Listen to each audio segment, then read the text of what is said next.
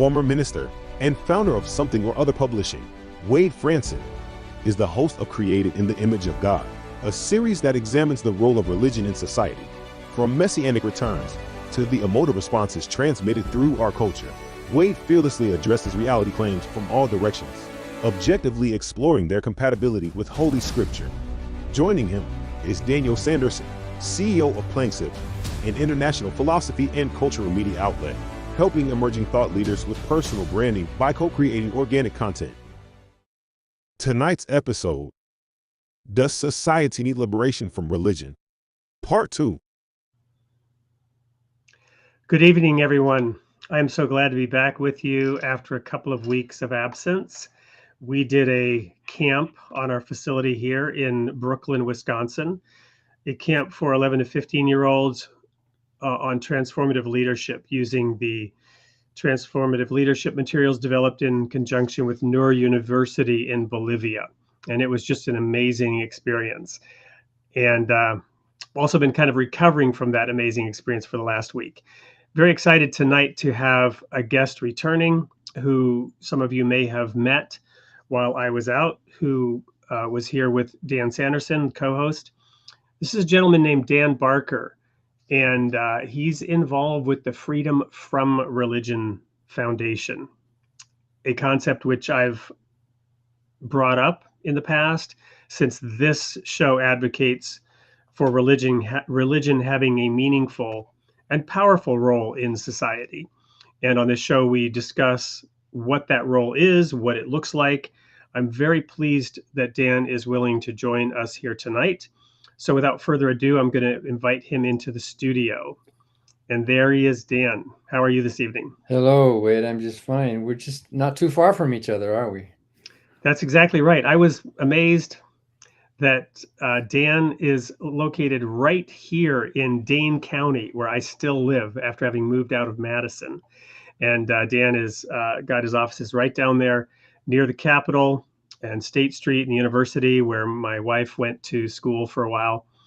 So who knew we were that close? Yeah, it's a miracle. It is. And a coincidence, right? And so I want to dive a little bit into your history. I've got the website up here, Freedom from Religion Foundation. And it says on this date in 1949, Dan Barker was born in California. But I don't know what that date is, or if you want to share it, or why the site opens up on this date in 1949. We have a site that you're looking at called Free Thought of the Day. And you click on a day of the year. If you click on June 25th, then there's a number of entries that have happened on this date in history. Got it. So you must have got to that page some roundabout way without actually seeing that it was June 25th. Well, I looked up Dan Barker, and this is the page I'm looking at. I just Googled Dan Barker Freedom from Religion, and this page came up. Yeah. So, well, it found it indirectly. I have a better bio than that, and there's actually a Wikipedia page, but that's the little brief bio. We have a few hundred bios of people who were born in history on certain dates, and so that's the copy for that particular date in history. So that's pretty close to what the spring equinox, is it? June 26th, the longest day of the year? It's close. June 25th happens to be the furthest away from Christmas you can possibly get. And on my birthday every year, I don't look at the sun, but I can point to the sun and say, on the other side of the sun, the same distance away, is Christmas. So it's almost as though you have a divine calling to be against religion.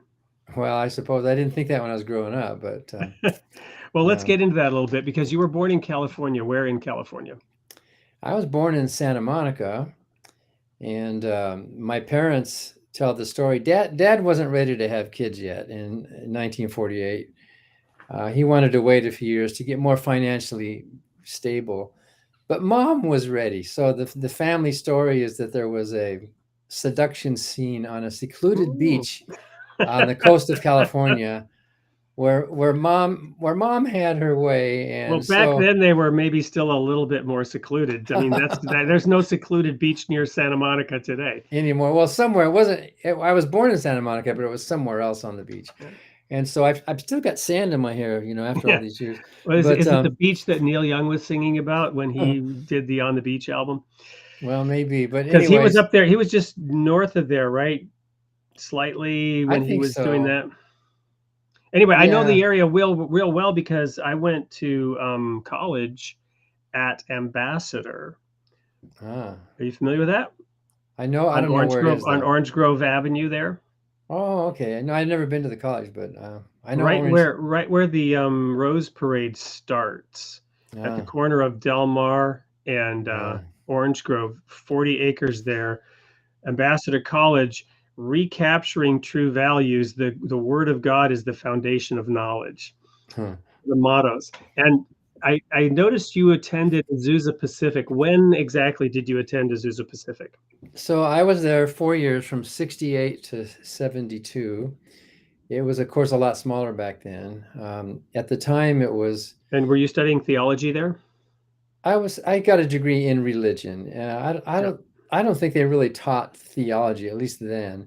Yeah. There were classes on biblical interpretation and Christian evidences and hermeneutics, and Yeah. it's a Christian liberal arts college, so we took everything. Right. And I had 2 years of biblical Greek, and I guess I got what amounted to a minor in biblical Greek, Koine Greek, Mhm. which isn't saying much. I mean, it's not that Right. hard to learn that. But and then I finished those 4 years, a few units short of a degree, because I was a preacher. I thought Jesus was coming any minute. I didn't care if I had a degree or not. I was out preaching the gospel, and I was, every night I was in a different church, or I was on street corners, and it took me until I came to Wisconsin to finish those extra 5 units and finally get my degree, which now I realize how important a degree is. At the time, I was just studying to follow God and to bring Right. souls into the kingdom. I was that guy. Well, and I mean, 60, you said 68 to 72. Yeah. That was the height of the Worldwide Church of God's, or was the peak of the Worldwide Church of God's early success. And at Ambassador College, just down the street from Azusa Pacific, which was also a Christian liberal arts college, they were introducing the STP project, the Systematic Theology Project, which was decried by the founders of that denomination because some of the leaders of the church wanted to take it more mainstream. They wanted to align the theology of the Worldwide Church of God with standard Christian theology. And so there was a big battle and debate, and some of the leaders were taking classes at Azusa Pacific. And this was considered, letting Satan in the door, because Azusa Pacific was, I think you mentioned, it's more of a liberal. No, not liberal, liberal arts. It was a California liberal arts. Got it. You could get a degree. Well, no, basically. it says here in his early 30s, he started a course of reading in science, liberal theology, and rationalism. Yeah, that was long, but that was long after Azusa. Yeah. Okay, so anyway, but for us, in the Worldwide Church of God, our doctrines were so unique, to put it in a neutral way, that getting what's the word I'm looking for? Tainted, or not even just watered down, but polluted with these other mainstream Christian ideas was considered anathema. And again, some of the leaders were taking classes there, and this became a big topic of debate within the church. I was young. I hadn't even gone to college yet. I'm about 10 years younger than you. You look very, very good for being 10 years older than me. That's the right thing to say. So anyway, the point is, there's this almost eerie connection that we're now in Madison, and yet we're talking about 6872 Pasadena, Azusa Pacific, and this swirl of theological warfare that was going on in the denomination of which I would later become a minister. And so you must have run across a couple of those guys at Azusa Pacific. Well, I must have. I must have. Azusa Pacific was not really Couldn't have been ideological. a big school. It was, well, at the time it was about 4,000 or maybe 5,000 students. So it wasn't huge. I don't know, today maybe it's 20 or so. Today it's a university. Right. But it was not, none of us had the feel that it was a particular denominational or theological, you know what I mean? It was more, Absolutely. yeah, at the time. And it was conservative. I think almost everybody I knew there were conservative Bible believers. And at the time, as a young, called by God minister, I wasn't really into like deeply studying theology. I was a soul winner. I was Right. writing songs to bring people into the You kingdom. were connected to God at a visceral level. But you mentioned here then on the show, to cut to the chase, I love this quote. I threw out the bathwater and there was no baby there. Well, that's years later. That was like, Right. you know, I preached for 19 years for my Wow. first sermon. I was an associate pastor in 3 different churches in California, where I did youth ministry, music ministry, and preaching on many Sundays, the basic pastoral thing. But then I really felt called to the evangelism. I felt I was a soul winner. And so I kind of regret that I didn't dig in deeper back then, but that was who I was. I was this young Right. soul winning person. And I got involved in the Christian music ministry, and I wrote Christian musicals. And in fact, So I'm still getting. what was it about that appealed to you to devote 19 years of your life to it? And, you know, I'm assuming to a degree being almost consumed by it. Yeah, well, I mean, you could ask that of any minister. I mean, why did they feel this call to go into the ministry? I believed it was right. I felt it. I read the Bible.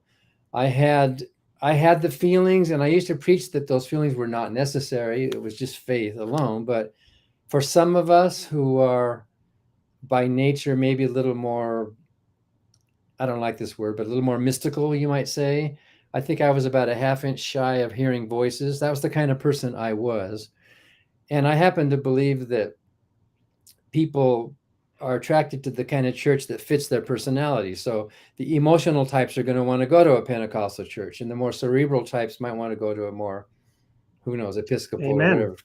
So, you know, I was a smart guy, but I didn't care. I really believed that, like a thief in the night, Jesus was coming soon. And all these theologians can get together and argue all they want to. And at the end of the day, you don't have to be an expert to notice that all the experts disagree with each other, and they're fighting, right, and they're splitting, and they're starting sub churches, and they're, you know, this, even though Paul said very clearly in the New Testament, let there be no division among you. You should all think of one mind. And yet, can you think of a book that's, you know, that's caused more confusion than that Bible? And he even said, God is not the author of confusion.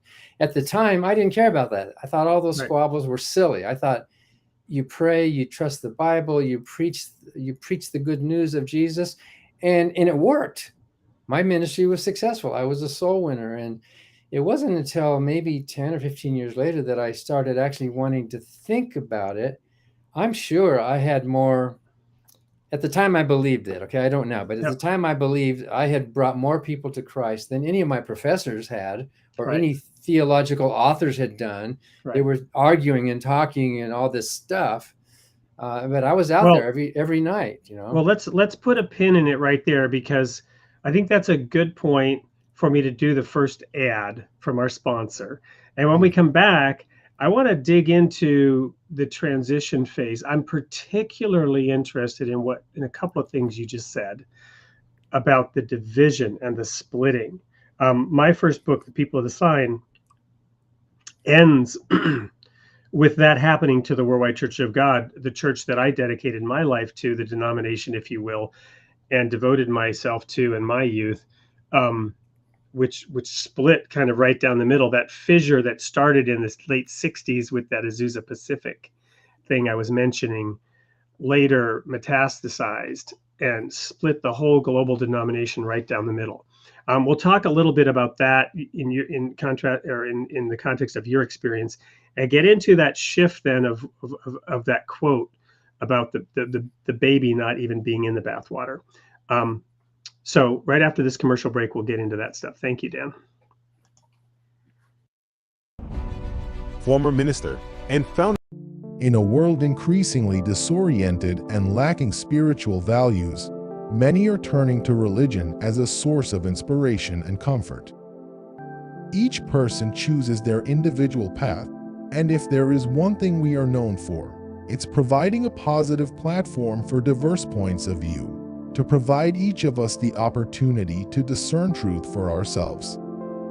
Something or Other Publishing is proud to announce the creation of Royal Falcon Press imprint, to feature the unparalleled talent of multiple writers who will bring uplifting and thought-provoking contributions to the body of religious literature, offering current spiritual insights and practical solutions to the challenges we face.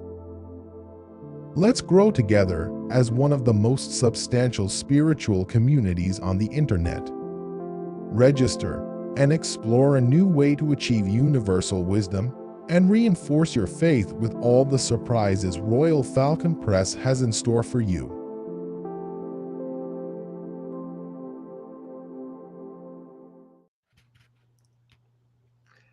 Well, it seems fitting to have played that at this juncture in the show.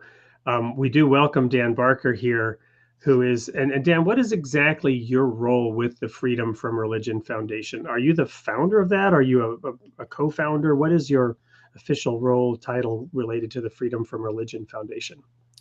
The group started in the mid-70s with Ann Gaylor and her daughter Annie Laurie Gaylor.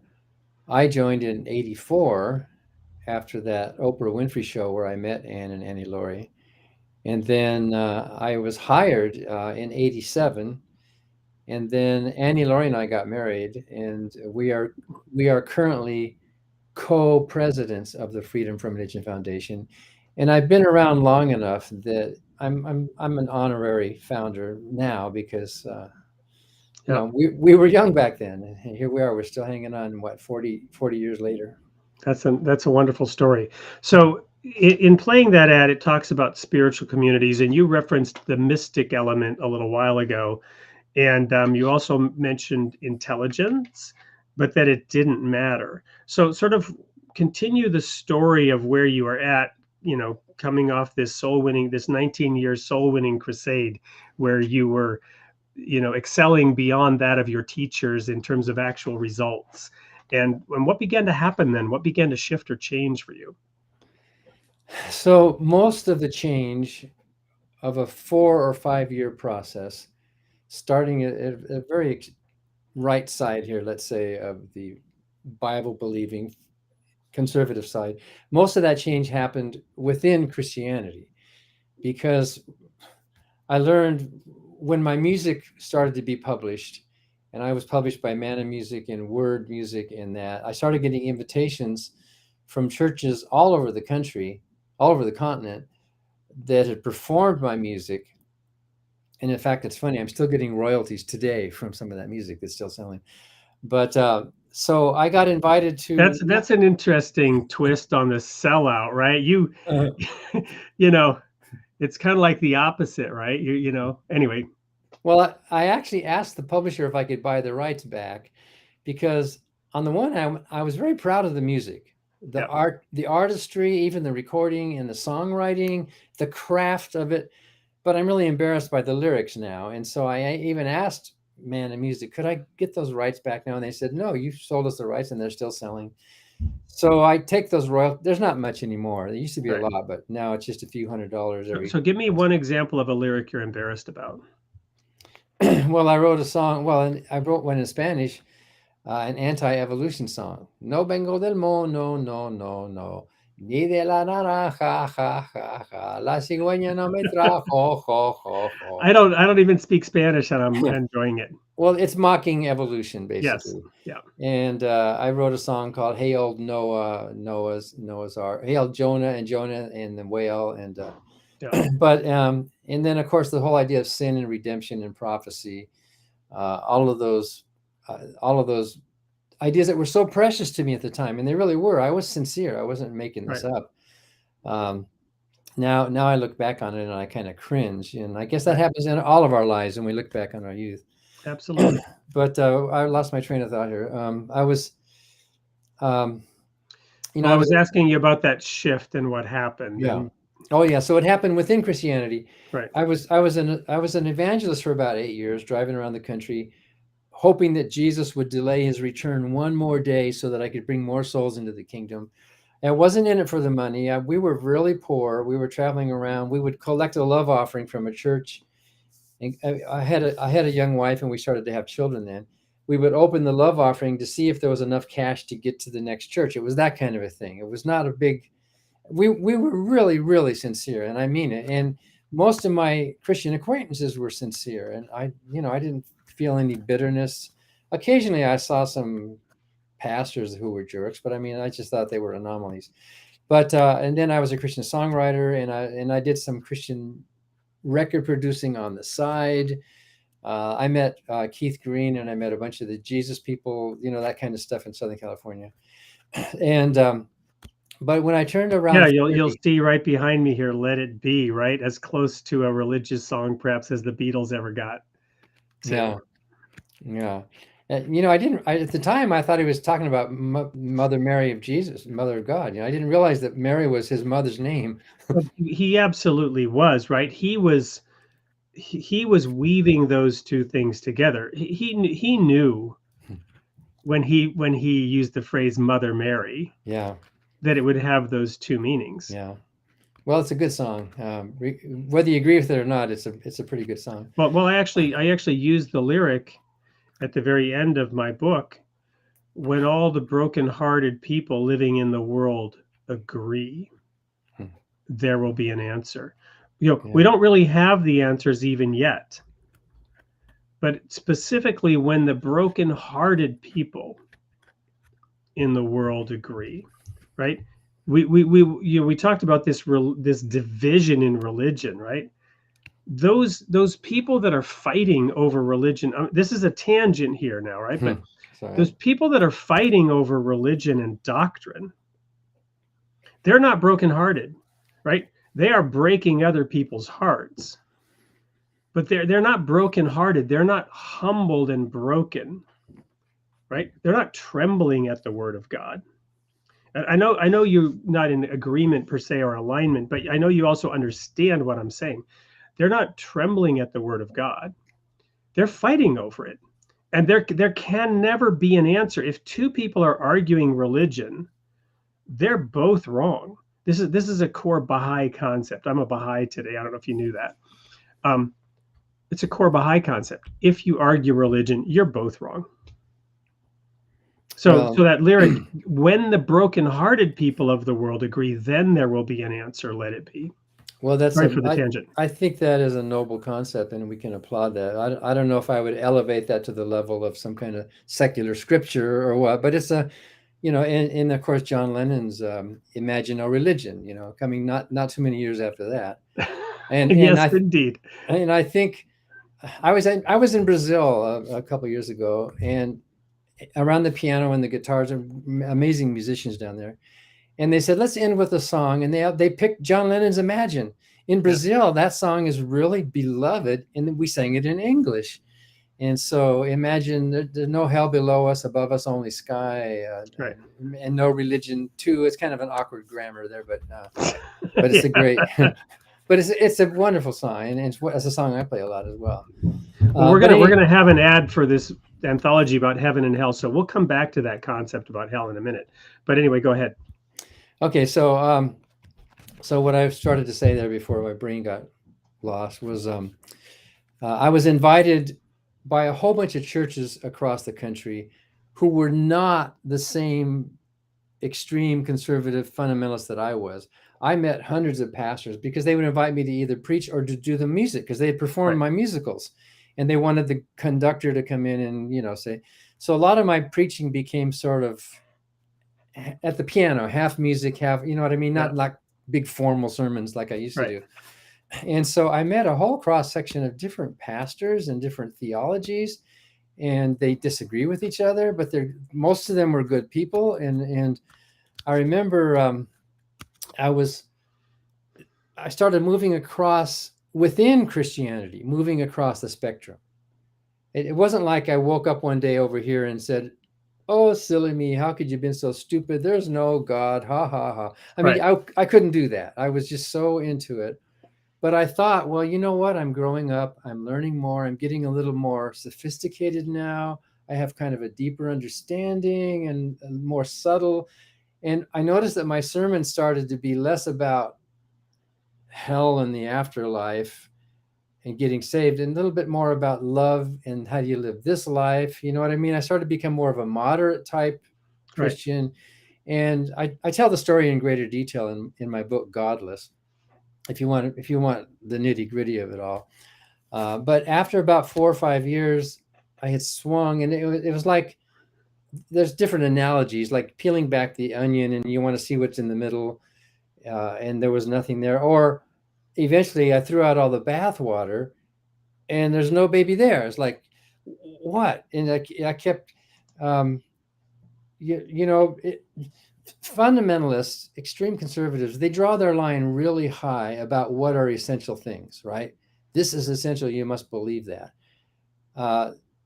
But more liberal people or moderate, they draw their line lower down. It doesn't matter if women wear jewelry in church. I make like in some churches, that's really important. Well, no, we didn't allow makeup, and there was the big debate in our church was now makeup is not allowed. Oh, they've allowed makeup. Oh, they've banned makeup again. That literally happened my sophomore year at college, and all the girls had to throw their makeup in the trash. Well, I did a debate at a Church of Christ once, and the pastor there told me that they had a split over whether or not the communion cup should have a handle. Really? Right. They had a split over that. But anyway, so I guess the analogy I'm trying to make here is that line, conservative extremist, that line is really high. All these things have to be believed, right? But the more moderate or liberal you get, the lower that line gets. It doesn't matter if we agree on these issues, right? Right. It doesn't matter on these. But what are the essentials? Different litmus tests. Yeah. So you get to a point where basically the existence of God and the divinity of Jesus, I mean, those can be core, how C.S. Lewis tried to define mere Christianity. And so what I learned painfully after reading, most of what I was reading Christian theologians, Christian scholars and that, but I thought, I'm preaching against evolution, like that song I wrote, but what is it? And I'm preaching against humanism. Humanism is bad, but what is it? I mean, and so I was curious. And I had a good mind, and I was like wanting to know, to strengthen my faith. I was reading other things. I was finally reading like science magazines and science books and philosophy and stuff that were sort of no-nos in the past. And I would read about evolution and go, oh, so that's what evolution says. And I would read more and, oh, so that's what evolution. Oh, I had it totally wrong. I had a totally weird idea of what evolution was. Right. And as I read it, I go, oh, so that's what, wow, that's cool. So that's what it's really saying. And so I got to this point where, and nobody was doing it to me. It was just my own brain. Right. It wasn't like I saw some atheist on TV that I joined the bandwagon, because I didn't know any, at least not knowingly, that I realized that there's a whole bunch of absences. There's an absence of a coherent definition of what this God even is, right? And people all disagree about it. And if they do give definitions, they don't seem to be coherent definitions. All the omnis. So let me level set a couple of things for the sake of this. This is fascinating dialogue, and I could listen to you all night. But there's also the need to maybe shore up a couple of key concepts for the audience and for future discussion. So one of the premises that I have is that, we look to the Bible, we look to the Word of God. It lays claim to being from God, to being inspired by God, right? And so where would we get any knowledge of God except through that book, if that is the book through which that knowledge is delivered through revelation? We should at least then see what that book has to say. The book doesn't seek to create a theology about the nature of God. Would you agree with that? The Bible does not actually attempt to define the nature of God. You're probably familiar with the famous Trinity passage, for example, that every Bible scholar or even partial scholar would know is spurious, right? That those verses were introduced later by some monk who was seeking to shore up the doctrine of the Trinity, right? These three agree in one. Are you familiar with what I'm talking about? Yeah, of course I am. The comma, they would call it. Yeah. Right. So my point being, the book that claims to be from God, tells this story about a garden and a talking snake, right? You follow me? And it's not seeking to create, the whole intent is clearly not to define a scientific or theological treatise on the nature of God. So those ideas about the deity are formulations by people who are seeking to shore up the boundaries of their religion, to declare who's in and who's out, for whatever maybe even noble reasons they do it. But to me, they are completely going beyond the intent of the book they claim to base it on. Am I making sense? Yeah, well, it's not a book; it's a collection of writings. Of course, the 66 books or whatever, it could be further delineated from there. And some of them may make some claims, and some of them may contradict each other. And there's this idea that the Bible is the Word of God, and there were books that were left out, and others that should not have been put in. Big debate over Revelation, for example. Yes. And some today even think Revelation should not have been in there. Yep. But in order for there to be any cogency to what you're saying, you have to first accept the premise that there is a God who would write a book. Right. And if there was, he did a pretty inept job of it. And just explaining from one author to the next in another language, in another culture, in another meaning. There are some good passages in the Bible. It would be surprising if there were not. I think there are some very inspiring things, but on balance, it's a pretty ugly book. And I would submit that the Bible itself, or excuse me, take for a moment the premise that there is such a deity, right? This gets into the topic of free will, which we also said we wanted to talk about, right? So let's go there.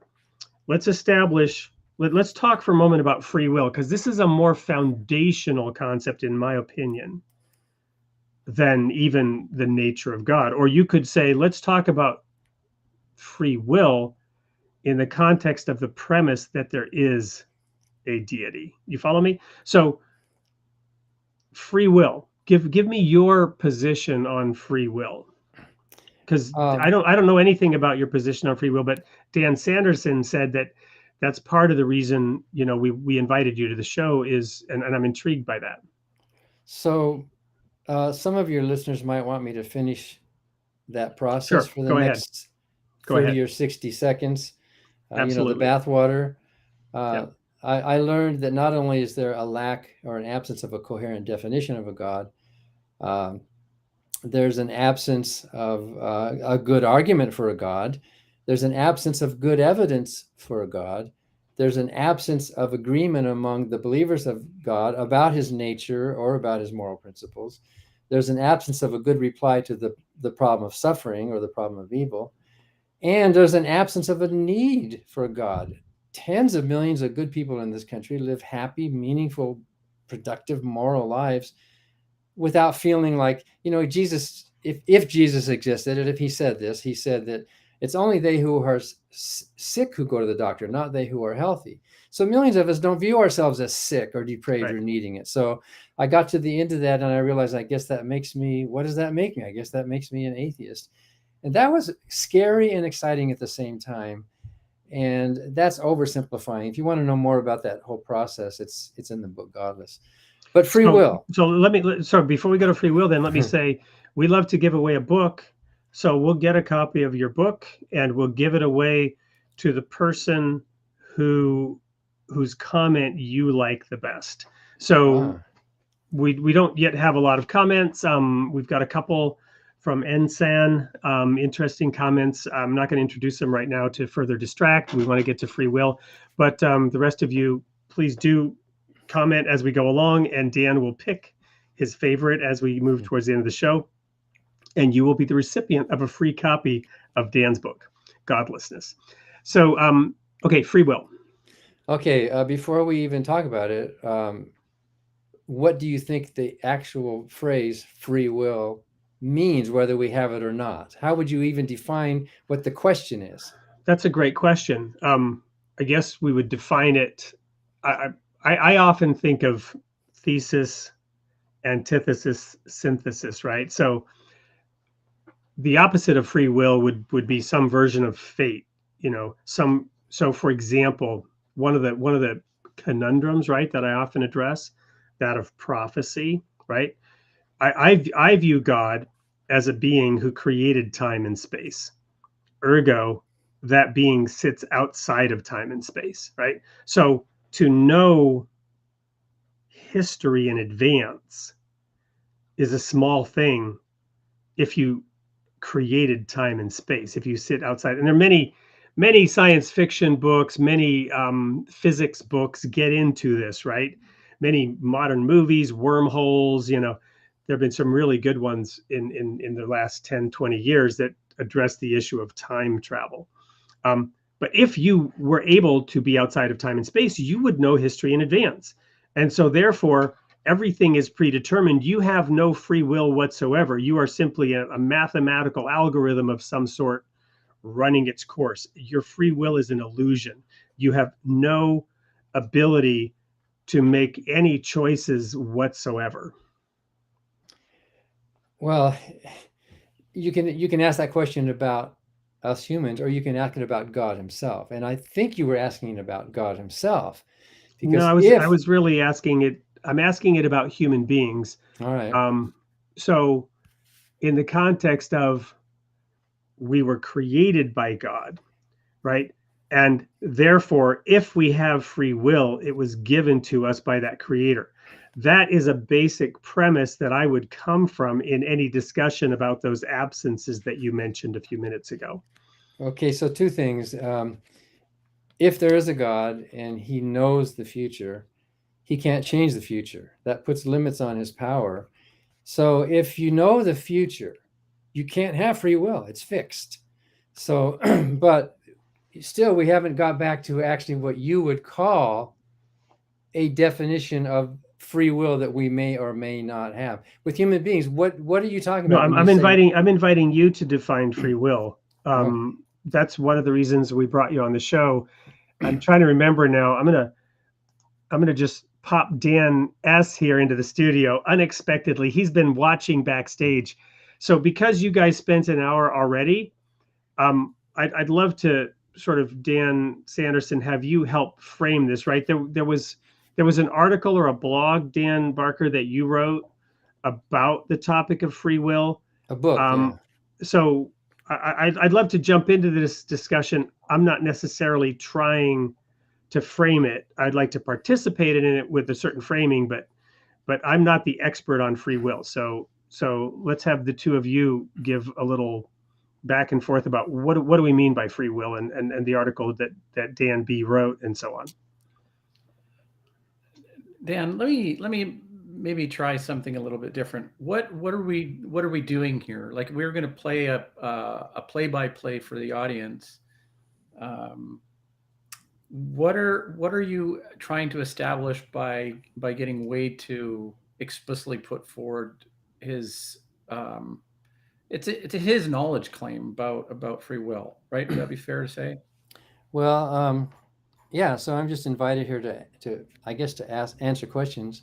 And the question is what do I think about free will? But since you're asking that question, you must have an idea in your mind what you mean I'll give you a couple of definitions, please, of what philosophers say. But I was just wondering why are you even asking the question? So because this is a topic that comes up in the exact way that you framed it. You say, well, God can't be God because If he knows the future, then he can't change it and he can't be God. I don't even want to argue that, because Right. you're setting up an argument that is not the way I would frame it, which is fine. I want to just say, let's establish your view of free will, and then I can approach it from that perspective. And I'm not trying to argue with you. I believe there is free will. Do you believe there is such a thing as free will? But you're saying, well, what does free will mean? I don't know. You tell me. Oh. But I will come into the rescue, Dan, and take this at any point you want to take it. But I think there's value in me adding something here. I wrote a book, an unpublished book about free will. And on the front cover, it says blah, blah, blah, blah, blah, where a lot of people are talking past themselves, right? And so I feel that this is really an argument between the faithful and the faithless, atheists or people of religion. Free will is essential to that pivotal acceptance in your heart of accepting Jesus and bringing the faith in. And I think it has a top-down radiating effect for people that are in the church and people that join the cult. And I'm not using that in a pejorative way. I'm just saying that join in and make that leap. Okay. Now, why it resonates from an agency standpoint is because people intuitively say, of course I can make a decision. Of course I can choose right or left. Of course I have. And so I think there's that intuitive understanding that people do have choice. Now pass that on to Dan. I think it's really the idea of free will, the whole concept of determinism versus free will, and the various different shades and spectrums that show up within the spectrum of philosophy. Essentially, it distills down to a theological response. Dan, what are your thoughts? Okay. So I wrote a whole book about it. It's called Free Will Explained, which is a bit presumptuous, but Daniel Dennett wrote a book called Consciousness Explained. So I thought I could do the same thing. The first thing we notice is that everybody's an expert on free will and nobody agrees. All the experts disagree. Scientists disagree. Philosophers disagree. Theologians disagree. Martin Luther and John Calvin did not agree on free will. And there are many Christians who believe in what we would call libertarian free will. And there are many who don't. There are many more Calvinist types who think everything is predetermined, predestined.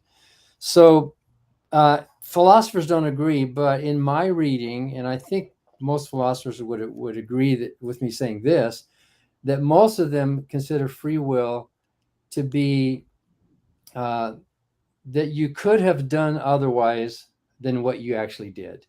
You went to the store and you chose strawberry over chocolate, but actually you could have chosen chocolate over strawberry. You had the libertarian freedom to have not been predetermined in your actions. So in other words, not all philosophers agree with this, but most of them would say that the ability to have done otherwise. Okay. And that's why we hold people morally accountable. That's why we would put somebody on trial to be responsible for their action, because we assume, even if this is not the case, we assume that they didn't have to do that, but they chose to do it anyway. So they are morally culpable.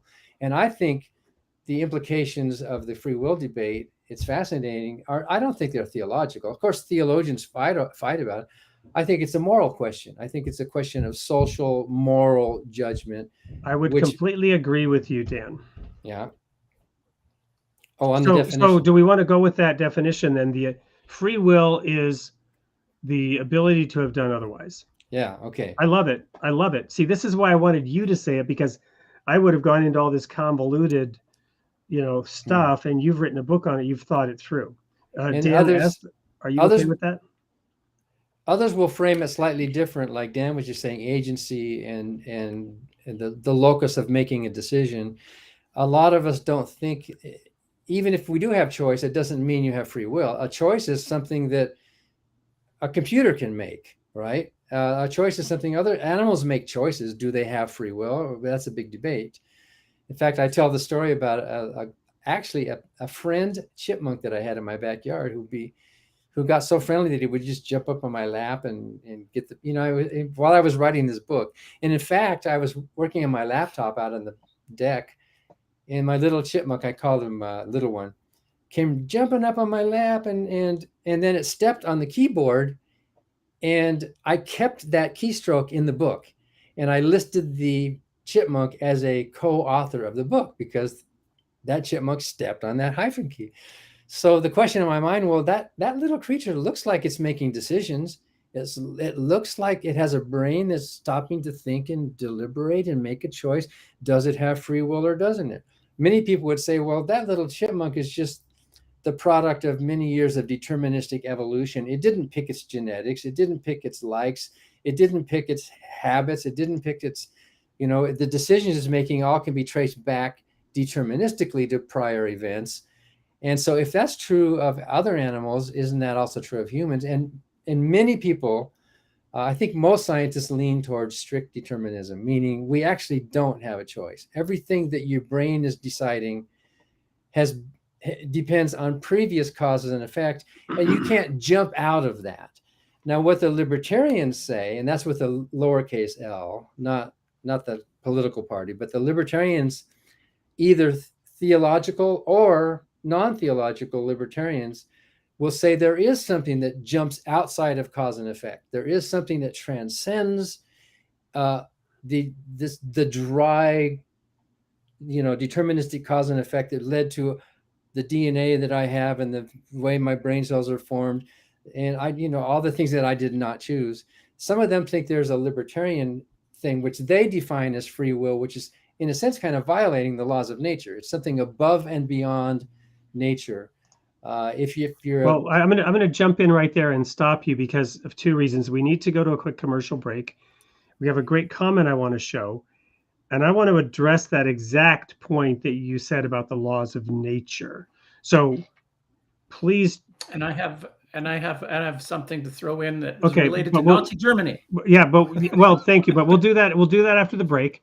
But Dan B, please remember where you were at, and we'll jog it with that thing about nature. I want to show next this input from one of our listeners, from Jet, with numbers behind it. If one writes a story which has a single storyline, one might say that the characters ultimately had no free will. But what if I wrote a story that has a million variations, but ultimately comes to a single conclusion, and the characters in the book make choices that lead from one storyline to another? And there are lots of, especially Netflix series shows that play on this. There's one called Dark that comes from Germany. It's really fascinating in the first 2 seasons. And then they introduce an alternative world on top of the time travel and totally, confuse everything. But we're going to go to a commercial break because there's a publishing company that's sponsoring us. And as an author, you can join and write your own stories. And we're going to come back to this topic immediately after that break. So stay with us.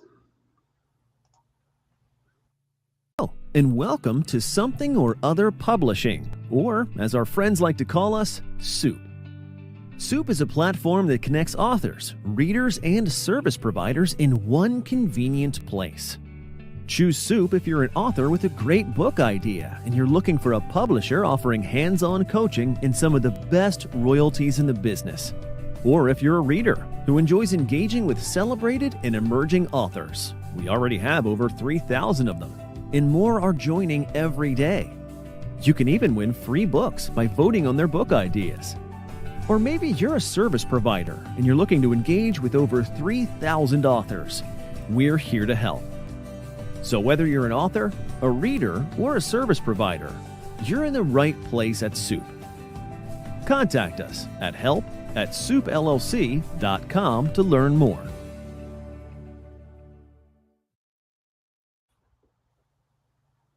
Welcome back. I think it's actually more than 5,000 authors now in Something or Other Publishing's platform, all writing interesting stories. So Dan, be. Right before the break, we had gotten to this definition of free will. That is, you could have done otherwise. And we were talking about variations on that. But then you said something about, you were talking about the squirrel who helped you write a book by jumping on a keyboard. And then you said something about contrary to nature. Could you pick up right there? Yeah, can you hold on? I'm going to get myself some lemonade here real fast. All right, sure. I'll Thanks. go on a slight tangent then as to why I'm talking about this for the audiences. And I'll just Annie Laurie just got home, and so she brought me some sure. lemonade. I'll just take you off screen for a moment. We'll have you No, right back. Oh, sorry. Yeah, I thought you were going to leave and get lemonade. no, she brought it in here. So Oh, awesome. Yeah. Okay, so then go ahead and jump back into that against nature thing. Okay, well, Dan S. wanted to say something, didn't he, first, or should I go ahead? Well, I'm gonna put it out there, and then I only want you to pick it up if you think it's relevant, okay? And so it's a little intellectual Tourette, and I want you both to transport yourselves back before you were born. Imagine being in Nazi Germany and seeing an atrocity. Atrocities were committed, and I think we all like to pretend that we would do otherwise in a situation that was horrific. But the question I want to ask both of you is that, would we have? Can we say for certain? Would we have a choice? How influential would society have been? How determinate would society have been if you were, say, for example, a German special forces soldier by circumstance? I don't know. We like to think we would do the right thing, but would we? I don't know. Well, some people did. I just finished that amazing book, The Escape Artist, about the young kid who actually was the first Jew to escape from Auschwitz. Amazing story. And he was an atheist, by the way. He was a non-believing Jew. And he and a friend, they actually escaped, which was supposed to be impossible. And they had a heart, they had a morality, they had tears, they knew what was wrong. They wanted to get the message out to the world. And so even in the most brutal situations, there was some real humanity. And I guess if I had been there, how would I have acted? We don't know. But back to the question about nature. We are natural organisms. There's nothing in our body or our brain or our makeup or anything that is not some natural element that's on the periodic table. We are physical, natural things. We are biological organisms. But that doesn't mean we possess something above and beyond nature. Wherever, when your body dies, it's just going to become whatever it is that you ate and whatever dissolves. So our brains, we didn't pick how our brains were formed. Neither of us picked our proclivities. It was sort of the roll of the dice, how the DNA recombined when our parents and the grandparents put together. And so neither of us picked our sports aptitude or math aptitude or musical or our intelligence, IQ. All of that wasn't something that we picked. It was handed to all of us. But it feels like we're living in a world where we have something that's above and beyond that, the chipmunk level. It feels like as human beings that there's something transcendent, and there's an illusion there. And that's why the subtitle of my book is How Science and Philosophy Converge to Create a Beautiful Illusion. Okay. And so to cut to the chase, then the question of free will is, could we have done differently? And are you saying your position is ultimately, after all due consideration, your belief is no, we couldn't have? Is that what I'm hearing? That's right. And that's called determinism. And there are strict determinists. Right. And having said that, everything is strictly determined. There's no way we're going to violate the laws of nature somehow. Understood. Understood. So let's just stop it there, because I get that, and I think the audience gets it to a degree. We can unpack it further if need be. So that now allows me to more clearly present my view, which you asked me for earlier. So I have a different view, and here's how I will present that view based on what you've just shared with me. It's interesting. You said, when we die, we go back immediately. Joni Mitchell's Woodstock came to mind. We are stardust, we are golden, and we have to get our way back to the garden. Am I quoting the lyric right? You're probably familiar with it. That's close enough, I think. So ultimately, we are stardust, right? We are made up of the same elements. So my premise on this topic is, at the cutting edge of physics, as they've tried to find the God particle, not that that's really what I want to talk about. More importantly, as they're looking into what Einstein and Schrodinger debated, if you will, and the quantum particles, and I'm sure you've heard and read many things on this, but my particular take on it is this: that at the quantum level, you have the most basic physical, i.e. physics, explanation of free will. You have the fractal of free will at the quantum particle level. My understanding of how this works is that the cat being neither alive nor dead, or being both alive and dead, until it is observed. There is scientifically, and there's a theoretical physicist. I always remember her last name. She's Greek because it's Marco Polis, and it's an easy one to remember because of Marco Polo, right? The child's game Marco Polo, not the explorer. Marco Polis, who has proven mathematically.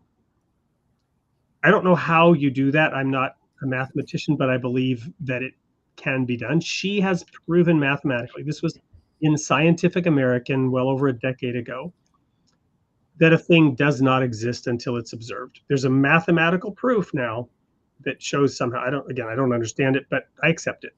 I can pull up the article from Scientific American.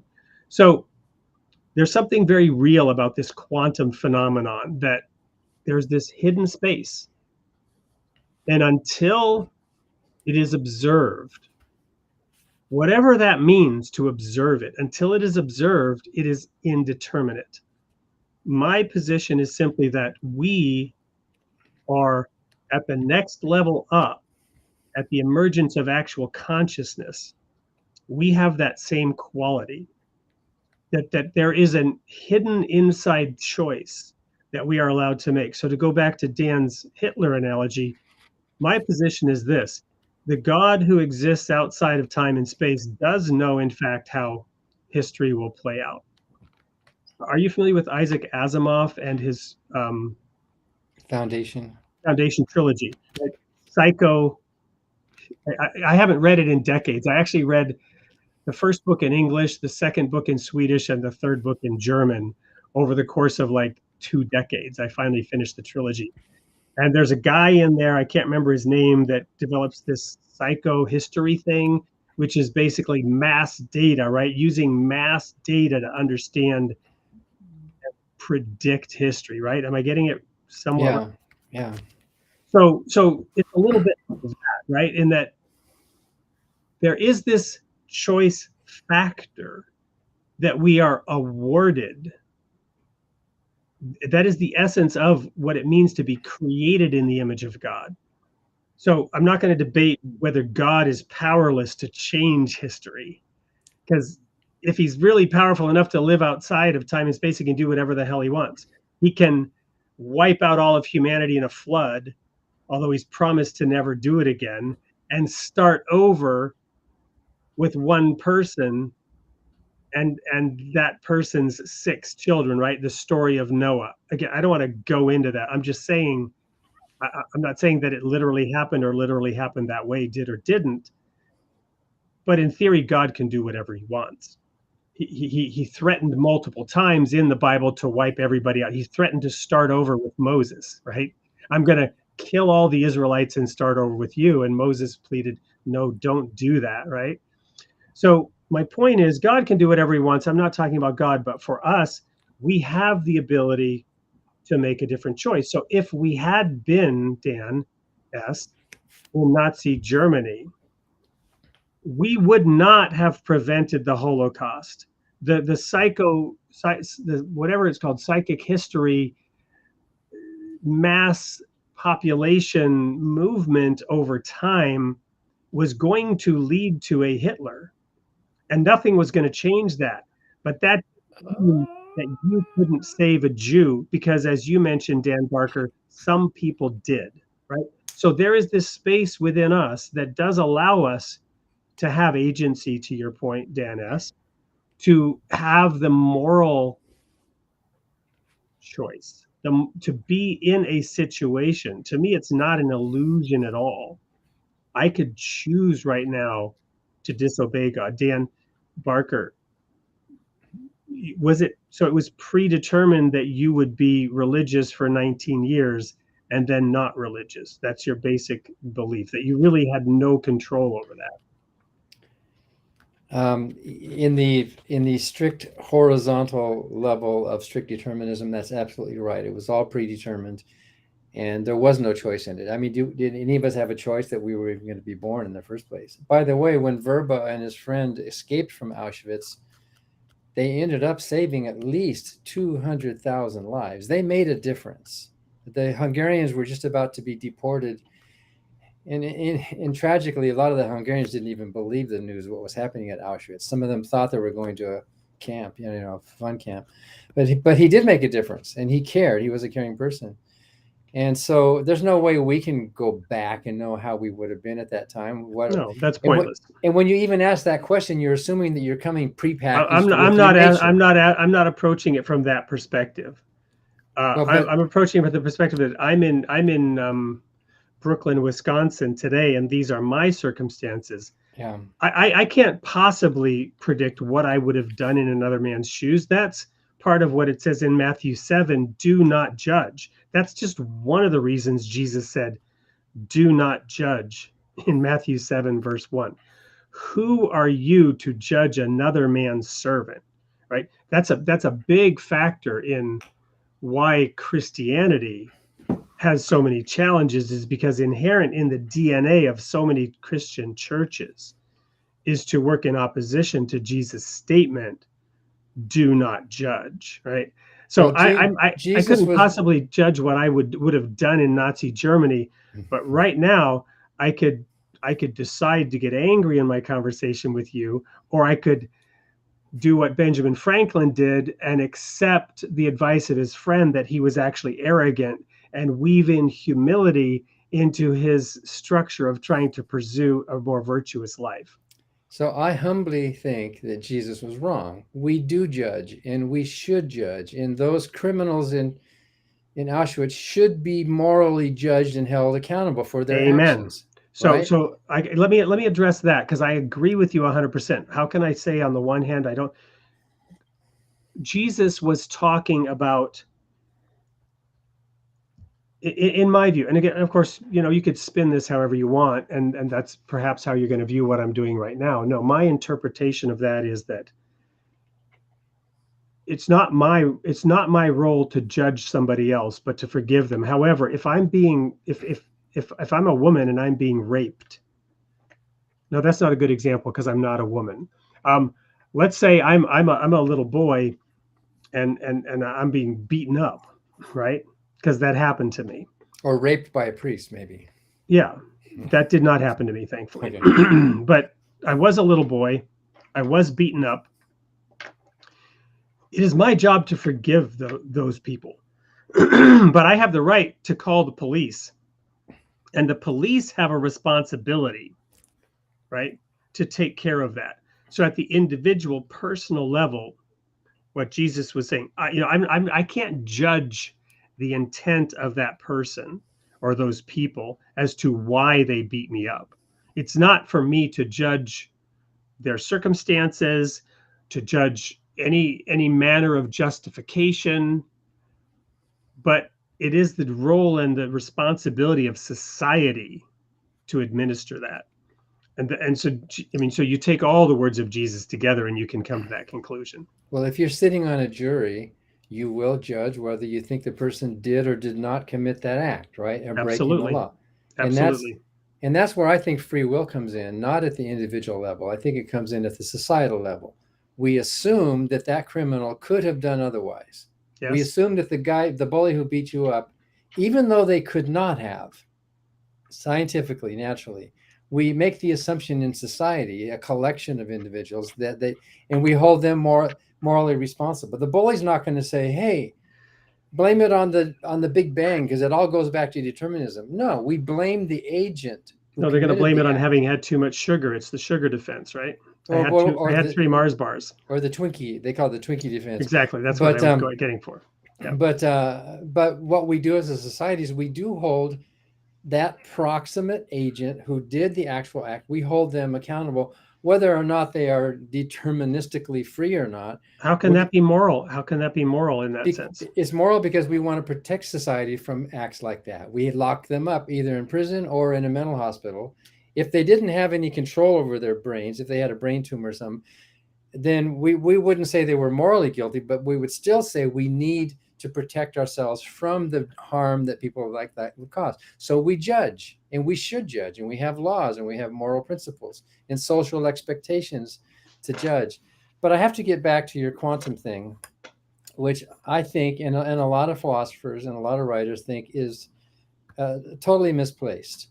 Because what happens at the quantum level, you're exactly right, indeterminacy, or randomness, if you want to use that word, or uncertainty principle, if you want to use all of that, that's exactly right at the subatomic level.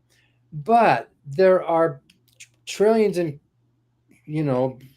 gazillions of these particles acting randomly but canceling each other out. And if you look at any one of them, obviously, I don't know. But if you look at the whole thing, like Asimov was doing, they all average out, and it makes no sense to talk about indeterminacy or uncertainty. Oh, absolutely. At the level of the group. Once the wave function collapses, it becomes determinate. And beyond that, as these particles aggregate into, relationships, once they enter into relationships with each other, that choice is gone. Once the spin is exposed, this is the whole quantum entanglement. My point is, and again, I'm approaching it from the perspective of that there is a creator who designed all this. Okay, but I didn't finish. Wade. Okay, go ahead. The question of quantum indeterminacy or determinism at that level is totally irrelevant to free will. If you have free will, that is determined. Even a libertarian free will is determined by something. It's not randomness. It's not chaotic. Even if there were something, and I don't believe there is, but even if there were some transcendent spiritual free will, that itself would have been the result of previous determining factors. So that when we make our choices, we're biological animals, and our brains are at the level of the gazillions of cells and molecules working together, where it totally flattens out whether or not there's any type of so-called freedom at the quantum level in the human brain. We are still working at a mechanistic cause and effect level. So if you can't talk about free will unless you have some kind of determinism, either natural determinism, or if you're a theist, if you believe in something above and beyond nature, then supernatural or transcendent determinism. You can't escape determinism.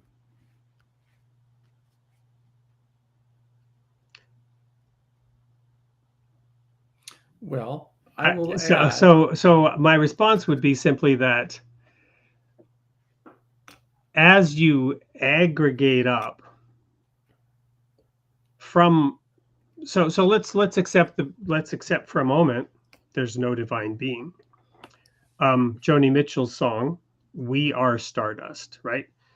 We are the thing that was determined from the moment of the Big Bang, right?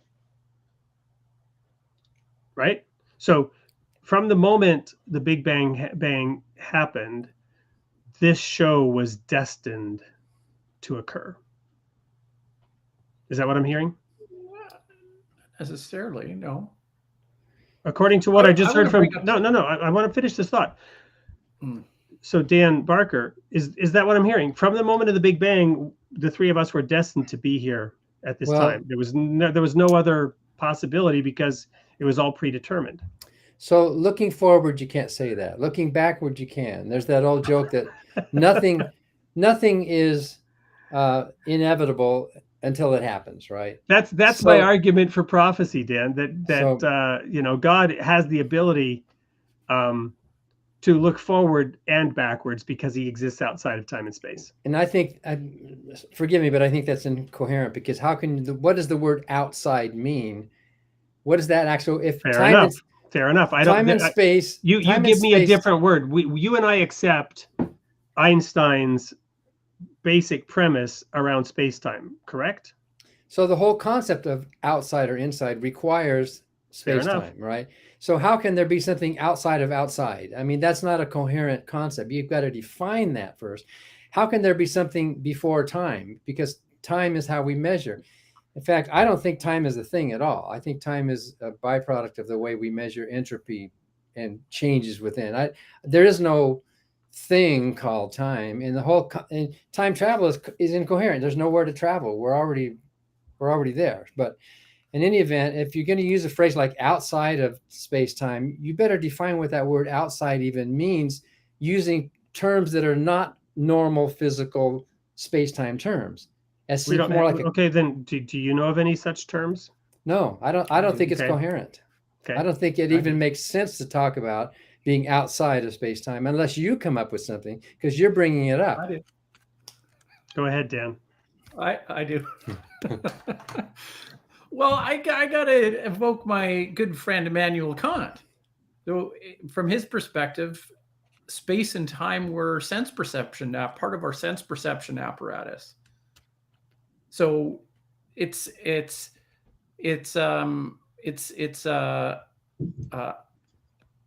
axiomatic to our experience of the thing in itself. This is what Kant said. So you got to say, is there a world that exists outside of our experiences? Yeah, there is. So is there something that exists outside of our sense perception of space-time? Sure, there is. How does that follow? There is a world outside of our solar system. When you dream, Dan Barker, is it a portal outside of space-time? Are your dreams a portal outside of space-time? Nope. They're happening inside Dan, the brain. I should say I'm not a strict Kantian in that sense either. I'm saying this is his response to the Newtonian revolution, as he basically tried to synthesize philosophy in a way that he did, and it really revolutionized the way we think about philosophy. And so some of his contributions were to say that space and time were like sense perceptions. That's all I'm saying. This is just pure Kant now. This is academic, pure 100% Immanuel Kant, right? And so if you follow in that tradition, it's more of a phenomenology. It's more of a phenomenology. Phenomenological. As perceiving entities, right? We have this ability to perceive. And that's all I'm saying. I'm not saying, I'm not saying that if we take the concept of space and time and equate it outside of any perception, that and make it a catch-all for everything that is space and time, I mean, that's fine. I mean, I think probably the closest way we have to reveal that is through mathematics, through some universal law. Well, and so you can see that there's these different kinds of ways of approaching it, and that's all we're doing, is approaching it in a different way. So my position, and there's disagreement. I'm in my book about free will, I quote people who disagree with me. So it's not like I'm some great bishop of this whole, everybody has every cab driver I've ridden with is an expert on it. And so, and that's fine. And we're all entitled to think, but, and Sam Harris has a book called Free Will, a wonderful book where he argues for strict determinism. He and Jerry Coyne and others, I don't know what the word, hard determinist or strict determinist. And actually I agree with them 100% on the science side of things. The only place where I disagree with Sam Harris, and this is a small thing, but between us, it's a big thing. He agrees with me that free will is an illusion. We don't have free will, but we do have the illusion of free will. He thinks, and Jerry thinks, that this illusion is pernicious.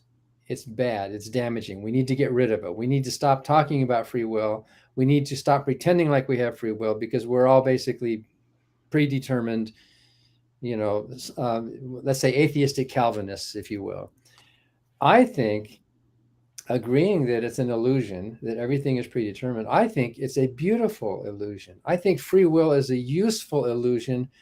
I think it's an illusion we should embrace, all the while accepting the fact that it is an illusion.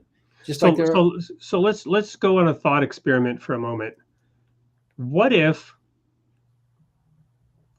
the scientific community, in some kind of alliance with the political community globally, decided to agree with Sam Harris and begin to enforce the eradication of the idea of free will?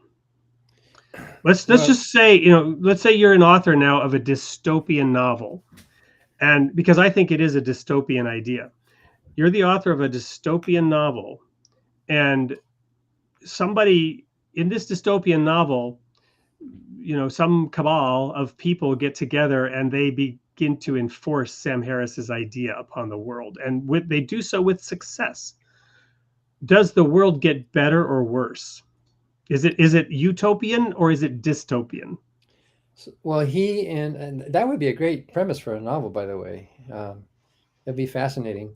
I'm not going to write it, but so he and Jerry and others would say it would be better in many ways, because we would get rid of these theological or quasi-theological ideas of I get how they're premises. I'm saying, how does it actually play out? Because Lenin and Marx also had some ideas that then got adopted and implemented, and we saw how that played out. And there are other experiments on the planet with what John Lennon was toying with. I love Don McLean's song American Pie, and his line, "While Lenin read a book on Marx, the quartet practiced in the park, and we sang dirges in the dark the day the music died." Right? So Lenin was reading a book on Marx, and he came up with the song Imagine. But the reality of some of the ideas that he was imagining actually played out on a grand scale in a variety of places on the earth. America, those nations that have adopted religions have, some tragic tales as well. And there have been some horrific wars fought over the name of religion. But you also have examples of societies that tried to abandon religion and how that went. And, all kinds of factors involved there. But that's why this thought experiment is interesting. Okay, Sam Harris and whoever else it is that's coming up with this idea that, this is a horrible thing, the illusion of free will, and we need to eradicate it. Really, what does that look like when you're actually successful at implementing it, is my question. Well, I can't speak for them, and I'm not sure I agree with them, but they would say something like, our obsession with the death penalty would probably disappear, because we would not need to hold people to be retributive justice in a moral sense. How many people have actually been executed in the United States in the last 30 years? Yeah, I know, that's a good practical question. Or other types of sentencing, right? And in my view, I care, but I don't care if that prisoner is wallowing in prison. Like if Hitler, if there's a hell that Hitler's, I'm so sorry, I did wrong. Oh, I feel, I mean, as human beings, we kind of wish the person would be feeling bad, but actually it doesn't matter. If our goal is to protect, if the laws of our society are to protect us from harm, yes, which I think they are, yes, then it shouldn't matter if that person in prison is feeling, they're at least out of our way and they're not causing the harm. But a lot of religious mindsets, they want that person to feel guilty, and they want them to wallow. They want them to feel like a bad child who's depraved and who deserves eternal torment. And so Well, in their minds, not in mine necessarily, the world would be better if we got rid of this simplistic theological talk, right? So let's go there now with our last commercial break, and we'll come right back if you have time. We're a little over time, but this is so fascinating. I want to keep going. If you guys do, we'll come back and go at least for another couple of minutes, but this is a perfect segue into our last commercial break. Stay tuned. The concept of heaven and hell has been a central idea throughout human thought and cultural history. From ancient civilizations to modern religions, people have explored the nature of the afterlife and the potential consequences of their actions during their lifetime. Royal Falcon Press Imprint presents a new project seeking diverse perspectives on the fundamental human theme of heaven and hell. Our goal is to create an anthology that provides readers with a rich and nuanced exploration of heaven and hell throughout human history, inviting writers to draw from a wide range of sources and authors, including religious texts such as the Bible and the Quran, philosophical treatises like Plato's Republic, and modern works like Neil Gaiman's The Sandman series, or Mitchell Baum's The 5 People You Meet in Heaven. Scan the QR code to submit your contribution to Heaven and Hell by Wade Fransson at supellc.com.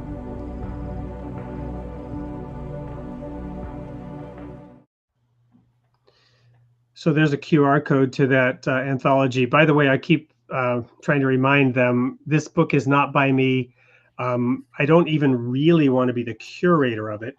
I'm going to extend an invitation to you, Dan, if you're interested in this project, to maybe make a contribution to this from whatever perspective, because, and let me share a little bit. I've given several talks on this, how heaven and hell are not in the Bible at all, right? These are constructs. They might have been parables. Jesus himself, when asked, "Why do you speak in parables?" He is recorded as having said, "I speak in parables so that they won't understand." People don't realize this. He didn't, according to what he is quoted as saying, he didn't use parables to make the meaning clearer. He used the parable. He spoke in parables to hide the meaning, which might seem weird, counterintuitive, wrong, whatever. My point is, the standard religious concepts of heaven and hell are not really derived from the Bible. That's almost an aside here. Your point, Dan, about what Hitler in prison may or may not have been feeling. I mean, obviously, what we think we know about Hitler is that he committed suicide at the end, right? And maybe that's its own kind of hell or escape from hell or whatever. But I think this is an important topic. I think this point here would what Sam Harris and the others are talking about, determinism and how to improve society, and your point about society would be better off if we didn't think in terms of heaven and hell.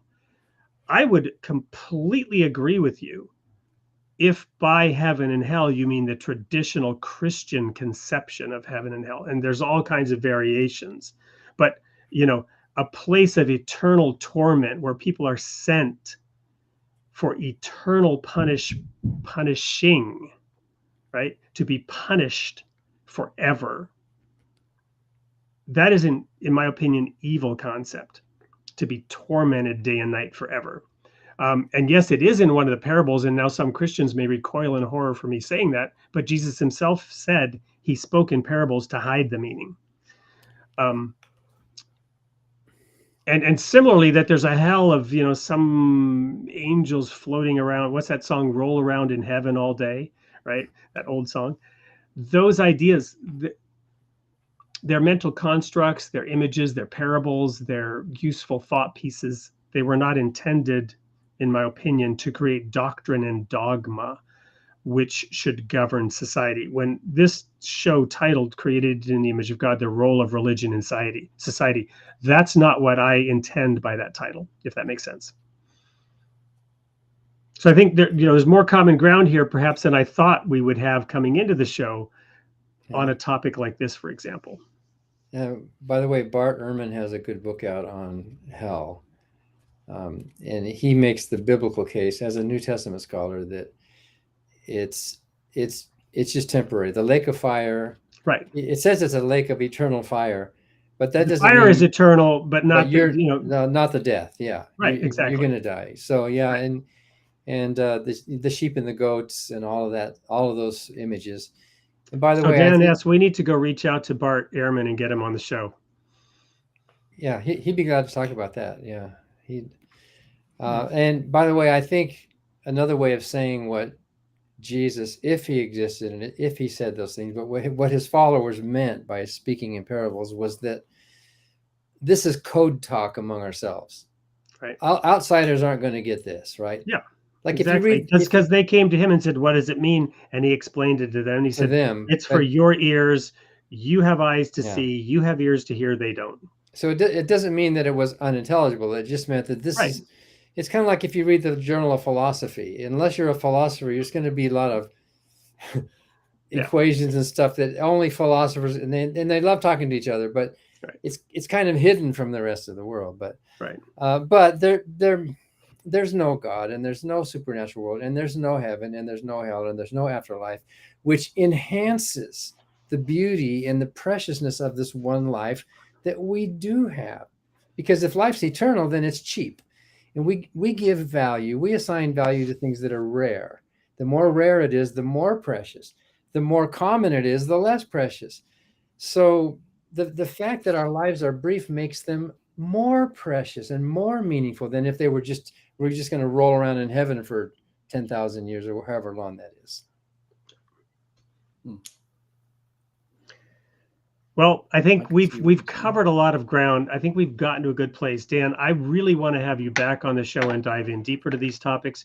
Would love to have you perhaps participate in this Heaven and Hell anthology or some other project together.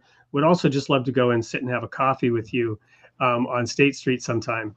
So we'll have to connect after this. But we didn't yet talk about the comments. So we definitely want to give away a copy of your book to somebody. I don't know if you have seen the chat at all, if there's anyone that jumps out at you. That one that you read is the only one I saw. And that was good. You could give it to that person. Unless there's somebody you well, this is a fun one.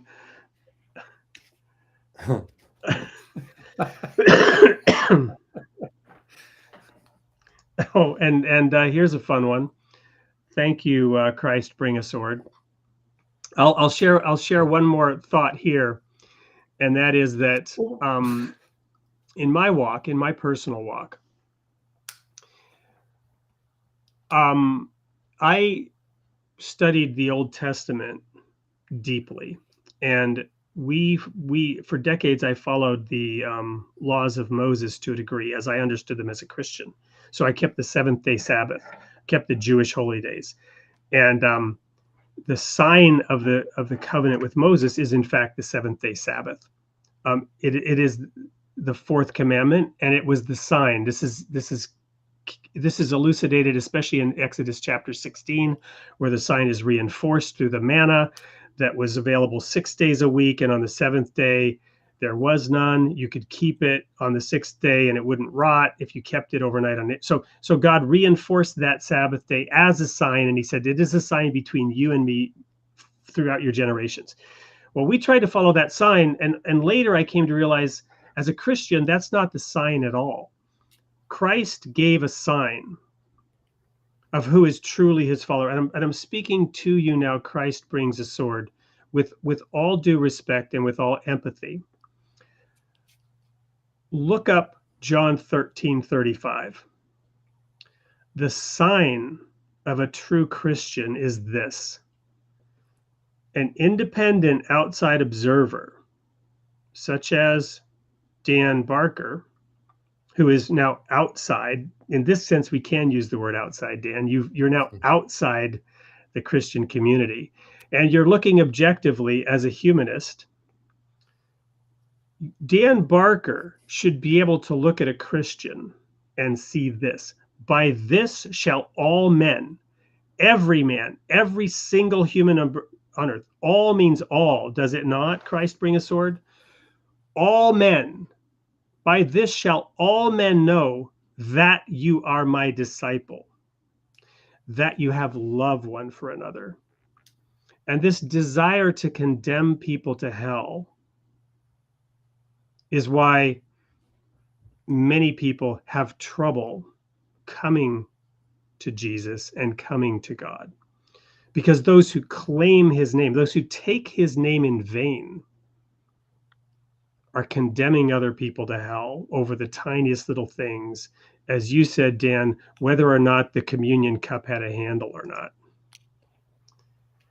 So, sorry to go off on that, but I guess that kind of pointed statement deserves. There you go. Now you've got it. You've actually got it now. The truth is love. You're right. It is. So, I won't continue this discussion at all. But thank you for showing up and making it hard to find any comments from anybody else, because there are so many of them from you. So, the one that you were talking about, is this the one you were talking about there, Dan? Oh no, Well, it was the first one. This one. Yeah, I like that. It's sort of a meta question. So, all right, Jet. That was interesting. So Jet, you're talking about stories with an infinite number of characters and avenues, and you've just gotten yourself another book. So reach out to info@soupllc.com and give us your address, reference this show, and we will procure a copy of Dan Barker's book, Godless, and get that winging its way to you. info@soupllc.com. So Dan Squared, any thoughts that you would like to end with tonight? I'm going to have to evoke my the goodness of Christopher Hitchens when asked about free will. He says, "I believe in free will. I have no choice." I actually quote that in my book, and that is good. And I asked Richard Dawkins if he might want to make a comment or a blurb about the free will book. He wrote forwards to two of my other books, but he said, I don't want to touch that. I don't want to wade into those waters, because the philosophers who fight about free will are all worse than the theologians fighting about God, Amen to that. So he didn't want it to be a fight either. Well, yeah. So, as long as we're treating it as a respectful dialogue, and which we do. Jerry Coyne disagrees with me, but we enjoyed the disagreement. And I think that's a difference between not a lot of non-religious people compared to religion, that everybody has to think the same within a certain church. You have to subscribe to that theology or ideology, but a free thinker welcomes the disagreement and even applauds the disagreement, so I think,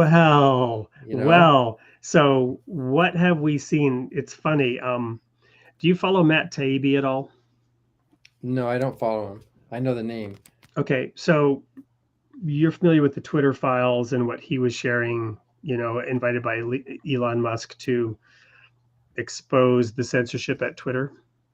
I just know about the story, but I don't follow that stuff. Well, so the point being that